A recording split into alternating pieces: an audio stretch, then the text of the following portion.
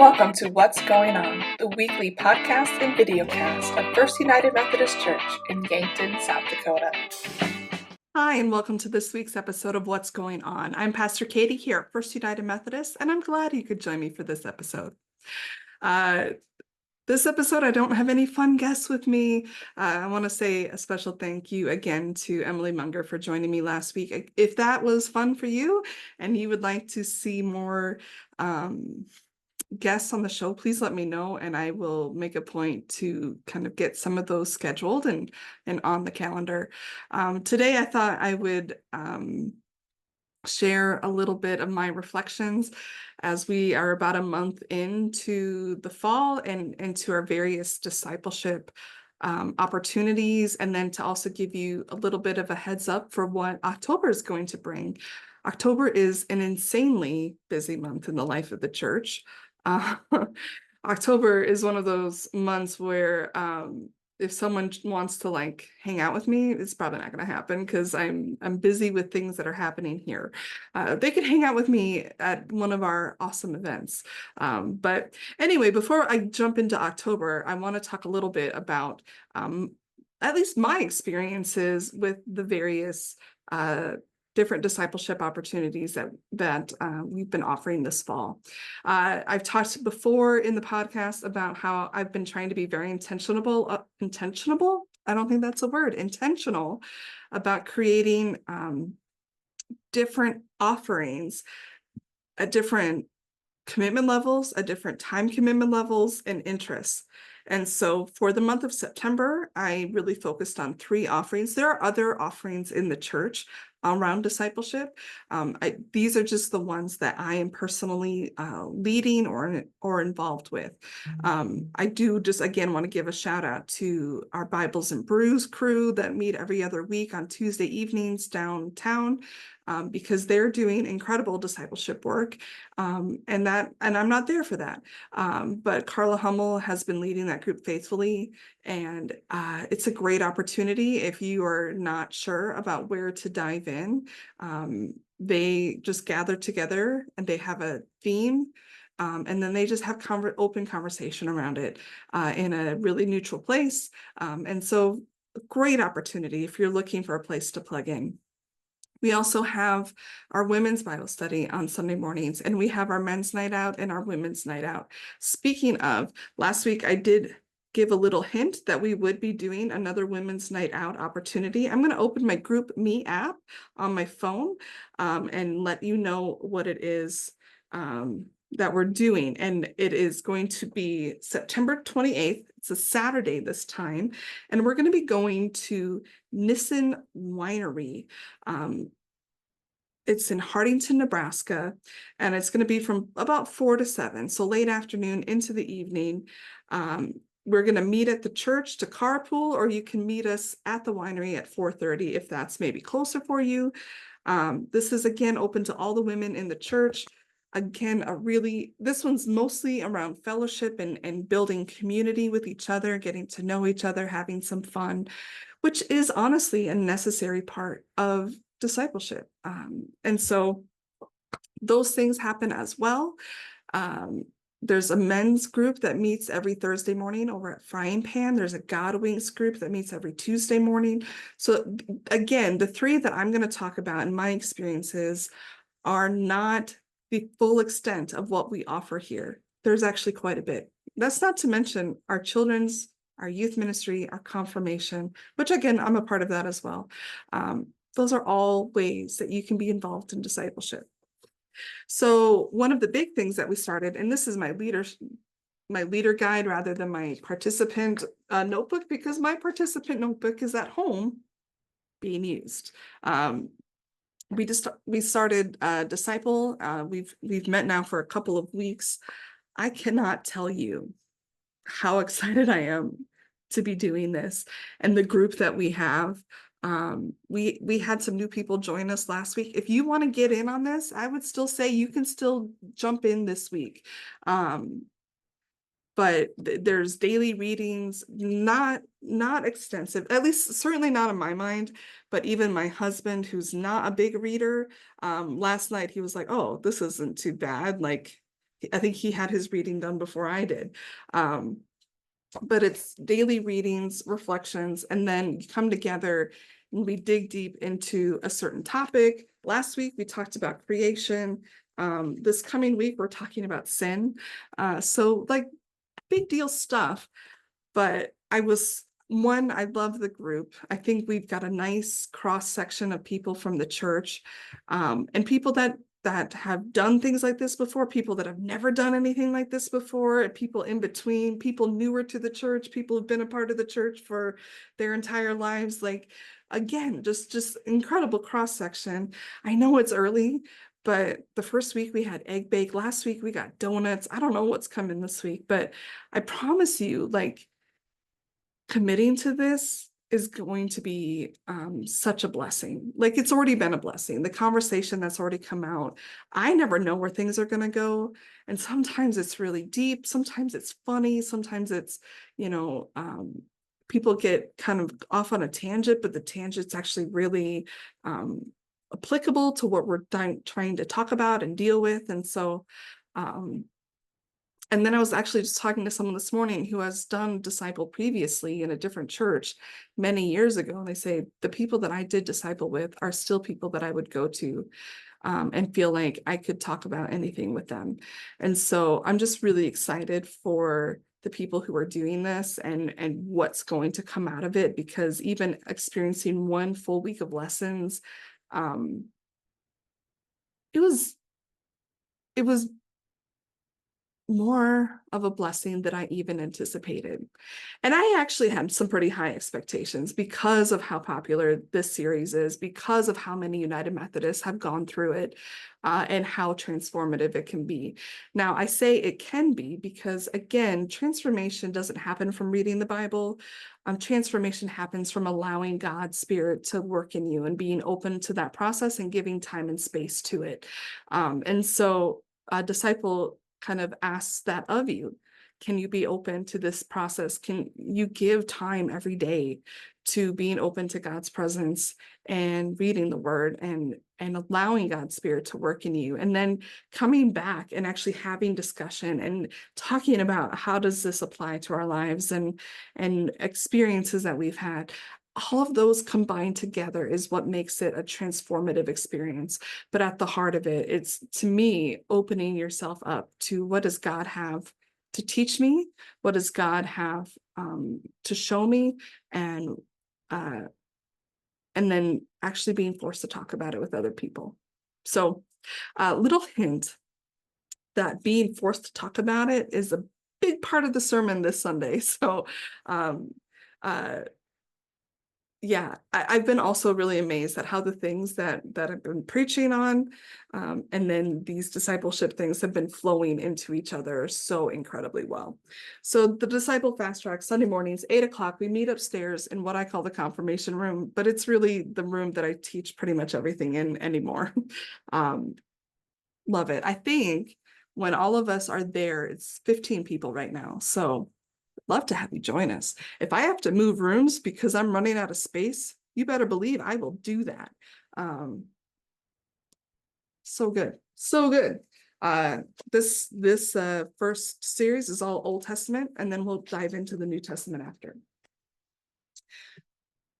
The next thing, Tuesdays, video studies. So one of the things I wanted was a real deep commitment, Bible study, dig deep, daily readings, all that. That's the disciple. That is the highest level commitment, long-term Bible study. This is my Tuesday lunch study. They joked around this week about that maybe we should call it 1201 because I announced, oh, it's 1201, let's get going.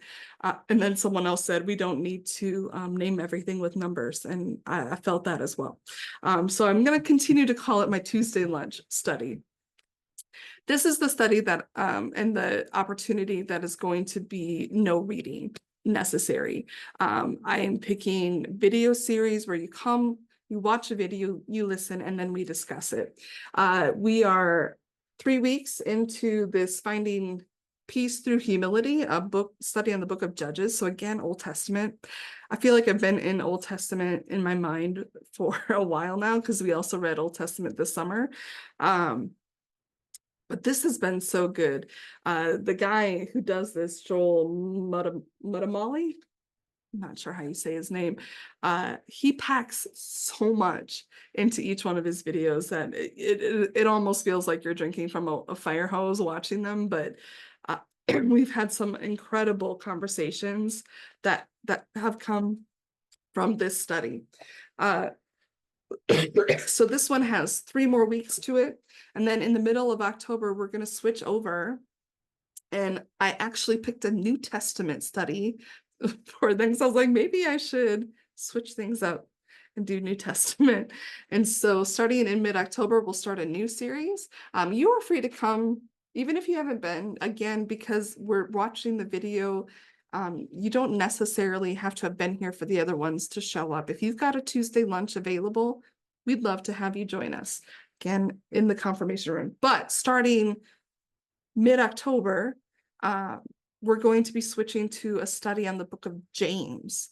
So New Testament, the book starts with J because apparently I like books that start with J. I love the book of James. It's actually one of my favorite books. And so that should be really fun as well. That one's, I believe, a 5-week series. Again, video only, no reading required. Awesome time to jump in if you want to, like, okay, well, I've kind of, I missed half of Judges, which is, again, totally fine if you have. But if you're someone who's like, I don't feel comfortable jumping in the middle, that's okay too. In the bulletin, in the newsletter, you'll see when the James study starts. I'll also have it on the screen for you when we get a little closer. That is, I love that group. My Tuesday lunch crew, it's kind of changed over time. I've had a few core people in it the whole time. Awesome group, great conversations. Bring your lunch if you want to, if you need to. Come late, leave early if you need, like, really, we just want it to be a blessing to you and to be an opportunity for you. So, and then the third one that I'm doing is the monthly pastor book study. And for the month of September, it is Practicing the Way by John Mark Comer. I realized this past week that I had not gotten to reading much of the book, and I'm like, oh, I've got like 10 days left. And so I started reading it this week in earnest. And I'm now halfway through it because it's so good that once I started actually reading it, I've been having a hard time putting it down. Because one, it is so timely with our sermon series on crazy faith, because this is about faith development as well. Practicing the Way is really about spiritual development. And so much of the conversation that is happening in this book is the same conversation that we're having in the sermon series for September. And did I plan it that way? I would sure love to say that I did, but I'm going to have to give the credit to the Holy Spirit on that one, because no, I didn't. That sermon series I planned months ago. And then this was a book that Marilyn Elwood put on my desk, also probably months ago, that I hadn't picked up, and it just sat there, and I kept saying, oh, I need to read that. And then I decided to do the Pastor Book Club for all the books that I need to read. And so it's amazing. Like, so here's the thing with Pastor Book Club. You might be thinking, that sounds really cool, but I didn't buy the book. I don't think I should come. Come. Even if you haven't bought the book. Again, if you've been coming to church, you've been having the conversation, and you would benefit from the conversation based on this book. 2, if you started the book late and you're like, I didn't get all the way through it, that's okay. Come, maybe come and see what people are talking about with the book, and then say, maybe I'll read that. Hey, can I borrow someone's book? I want you to come. We're going to probably do that conversation in the youth room, just because there's couches and it's more comfortable and it feels less formal somehow. That is going to be the 30th of September, 7:00. I just honestly can't recommend this book enough. It's accessible. It's not deeply it doesn't read like it's deeply theological, yet it is. It's very, he lays it out in a way that's very helpful, very straightforward. like all the questions that you might have as you're reading it, it feels like he's hearing it in your head and then he addresses it next. At least that's how it's been for me. And like I said, once I started reading this, I could not put it down. I will probably have finished this in the next couple of days at the rate that I'm reading it, but so good. I want to talk a little bit about the book that I picked for next month. And it is a book called Healing After Church Hurt. I know that there are people who belong to our church who have been hurt in the past, in the distant past, in the not so distant past. And for them, there is a lot of pain tied with being at the church, being with church people. The thought of coming to worship or worshiping is very much entangled with pain. And part of our vision that we developed this last year was to be a church of hope and healing. And so I really was dwelling on that and thinking about, how do we live into that? How do we start to talk about and offer some hope and healing for people who've been hurt? Because the reality is the church is made up of flawed humans, and we make mistakes, or we drop the ball, or we do things that we don't realize hurt other people. Or, I mean, all of those things are real. The church community is not a perfect community because it's made up of imperfect people who worship a perfect God, right? And so the reality is as try as we might, church hurt's probably always going to exist. We can minimize it as much as we can, and we can be mindful of it and what we do and what we say and how we behave and how we treat people and welcome people and how we handle conflict within the church. We can do better always. But the reality is we'll probably never fully get rid of people being hurt by us as the church. And the church we are the ones that have inadvertently or maybe on purpose hurt people. And so I wanted to, that's been on my mind since our vision statement of what are we going to do to live into that vision of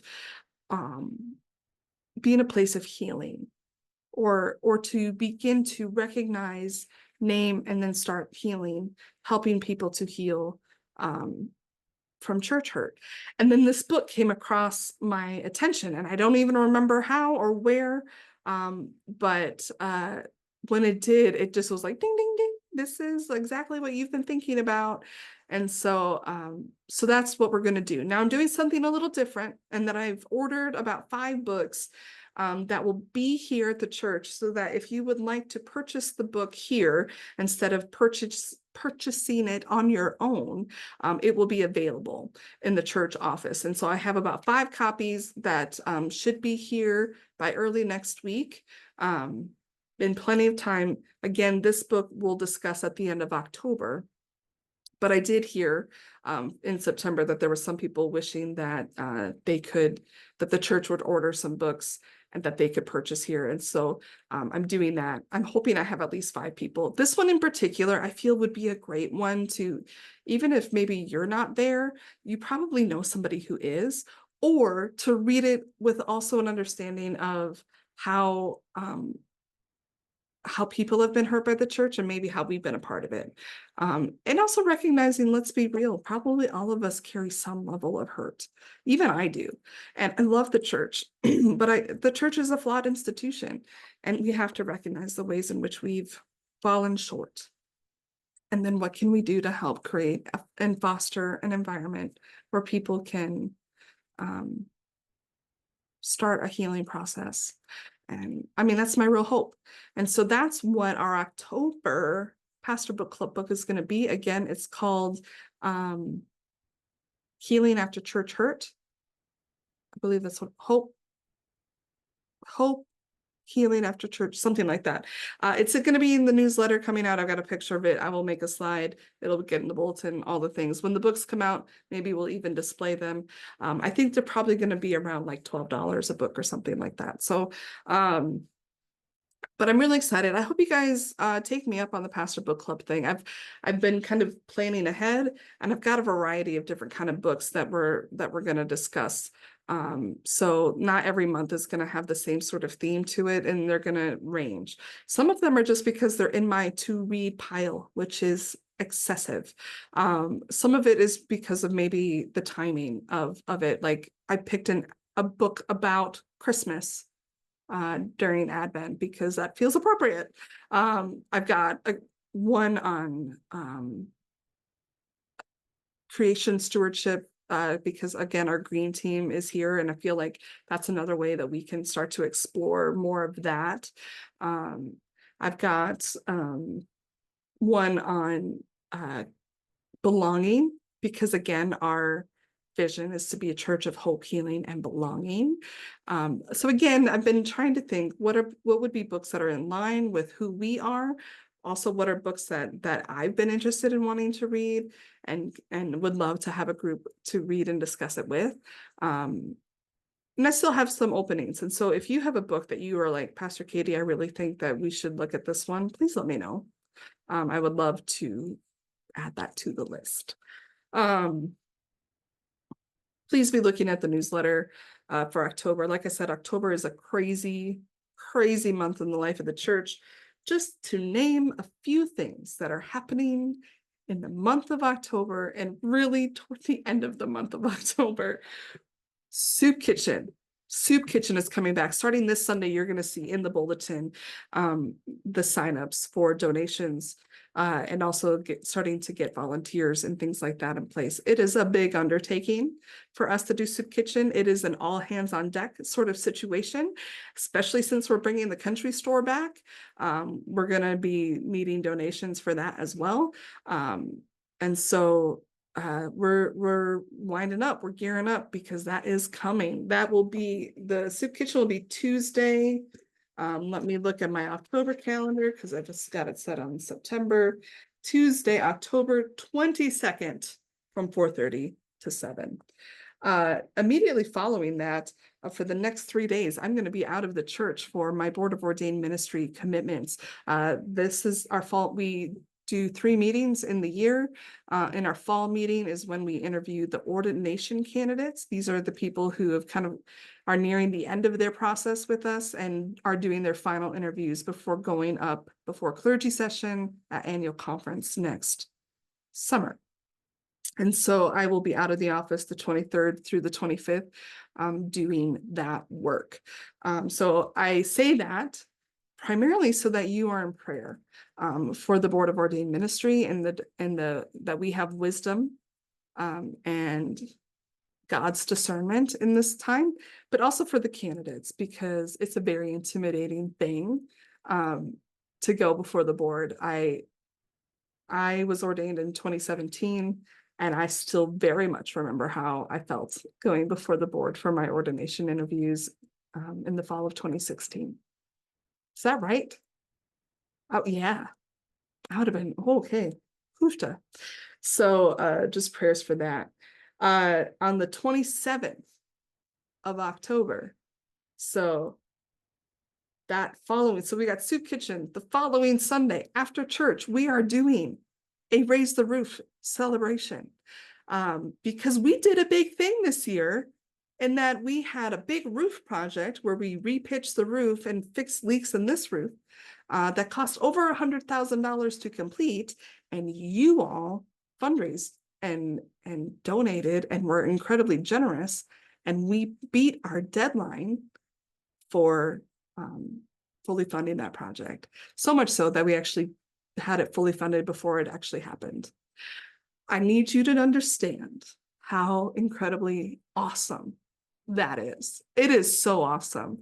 I mean, to the point where leadership team was like, we have to do it. I don't know how it's going to happen. I don't know where how, we were committed that we didn't want to take loans out for it. And we started, kind of going all over the place. But really, I think at the end of the day, what made it happen was our leadership team leading and believing not only in the project, but in our church, that if something needed to be done, that we as a church would recognize it and support it. And you did. and it's awesome. And we're going to celebrate, and we're going to celebrate after church by eating together, because that's like the most holy way to do things. Jesus loved to eat with people, and so we're going to love to eat with people. They've recruited a couple of the men of our church who are really into smoking meats. We got Dan Slowey and my husband Jason, who are in charge of providing the meat. And then the leadership team has kind of figured out some of the other pieces to that meal. And I think there's going to be some church trivia happening. There's going to be, I heard rumors of a piñata. We want to make sure the kids are having fun, the adults are having fun, that it is truly a celebration, because it is a big thing. And it is a way that God was at work in us this year. And we want to recognize that, and we want to celebrate that, and we want you to be there. So the 27th of October, make sure on your calendar, block it off, saying that's a church day. That is a church day. I got to be at church because I got to celebrate with my people. The 27th will also be the day that we ask you to turn in your estimate of giving, because October is our stewardship month. We're going to be talking about extravagant generosity. I'm going to be asking you to challenge yourself in generosity this year. We're going to be getting some things with the sermon series, some tools to be reflective, some things to do during the week. But you're also going to be receiving your estimate of giving letters. And we ask that you turn in the cards by the 27th of October. You can also, so you can turn those in at any time during the month of October. We'll also have it available on the website. So there's going to be some variety of ways that that you're going to be able to fill those things out. That is super helpful as a leadership team works on budget for 2025. We have to balance between the needs of the church and what we can estimate the level of giving will be. The more that you are willing to support the church, the more that we're going to be able to do for our mission and ministry. And so I really encourage you to be prayerfully considering what you believe God is asking you to give, and understanding that your generosity is a part of your faith journey. That when you give, that is a sign of trust, right? A trust in God and trust in the church. And we take that seriously in the church. We try very hard to make sure that the way that we steward the resources we have is faithful to our vision, it's faithful to our people, and it's faithful to the kingdom of God. So that's all happening. The 28th is Pastor Book Club. So that's when we're going to be talking about the healing, hope and healing book that I just talked about. And then the 30th is Trunk or Treat. When I said that we had a lot happening in October, I was not lying. So on the 30th, we'll be doing Trunk or Treat at our second lot.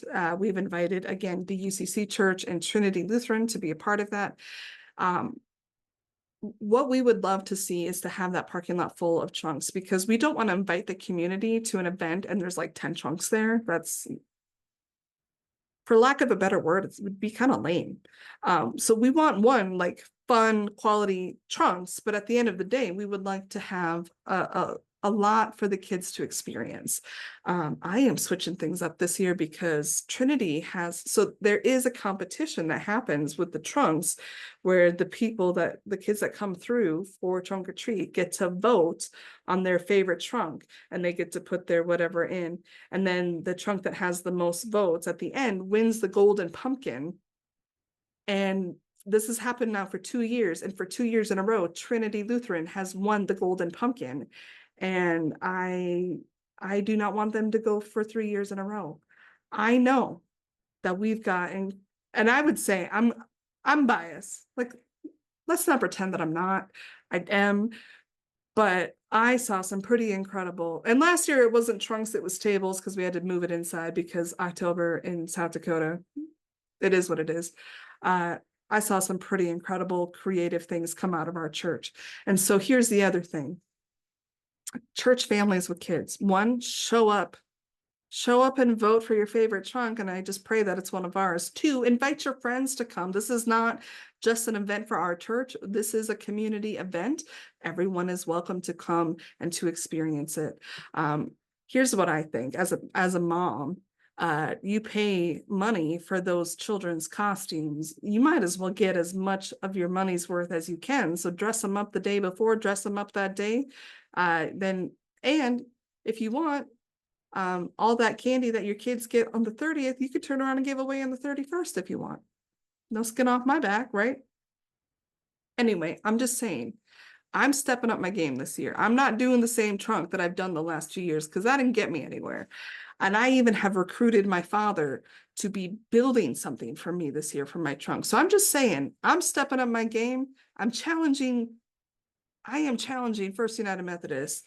Let's make it impossible for us to lose this year. We are going to get that golden pumpkin in friendly competition. Because if we all step up our game, you know who really wins? The families that come to trunk or treat. They get a positive experience. And at the end of the day, that's what we all really want. But it's fun to have some competition. I missed another event that's happening on the 16th of October. The Green Team has scheduled the next Bob Capel Memorial Pickup. That is, we have a 2-mile section on Highway 50 that we do litter pickup for.